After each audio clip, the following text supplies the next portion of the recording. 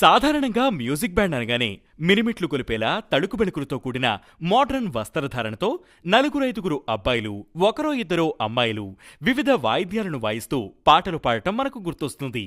కానీ అలా కాకుండా ఒక బ్యాండ్ మొత్తం మహిళలే ఉంటే, అందులోనూ వాళ్లంతా చీరకట్టులో ప్రదర్శనలిస్తే, ఎస్, అలాంటి బ్యాండ్ ఒకటుంది. లక్నోకు చెందిన డాక్టర్ జయ తివారీ మ్యూజిక్ లో పిహెచ్డి చేశారు. కొన్నేళ్లపాటు రేడియో జాకీగా పనిచేసింది. ఈ సమయంలో మహిళలు ఎదుర్కొంటున్న సమస్యలను చాలా దగ్గర నుంచి గమనించింది. ఆ సమస్యలపై అవగాహన కల్పించడానికి మాటల కంటే పాటలు ఎక్కువగా ప్రభావం చూపుతాయని 2010లో మేరీ జిందగీ అనే రాక్ బ్యాండ్ ను ప్రారంభించింది.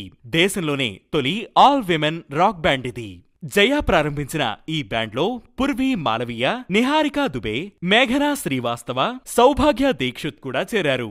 వీరందరూ ఉత్తరప్రదేశ్లోని వివిధ ప్రాంతాలకు చెందినవారు. అందరూ మధ్యతరగతి కుటుంబాల నుంచి వచ్చినవారే. వ్యక్తిగత, వృత్తిపరమైన జీవితాన్ని బ్యాలెన్స్ చేస్తూనే మహిళా సమస్యలపై ప్రజల్లో చైతన్యం కల్పిస్తున్నారు. సాంప్రదాయ చీరకట్టుతోనే ప్రదర్శనలిస్తున్నారు. మా మాటలే కాదు, మా వస్త్రధారణ కూడా మహిళల్ని ఆలోచింపజేసేలా ఉండాలనేది ముఖ్య ఉద్దేశమని చెబుతారు.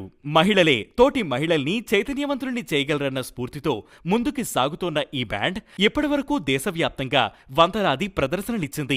సంగీతోత్సవాలు, కాలేజీ ఫెస్ట్లు, ప్రభుత్వ కార్యక్రమాలు, స్కూల్ ఫంక్షన్లు ఇలా వేర్వేరు వేదికలపై దాదాపు 550కి పైగా సంగీత ప్రదర్శనలిచ్చింది.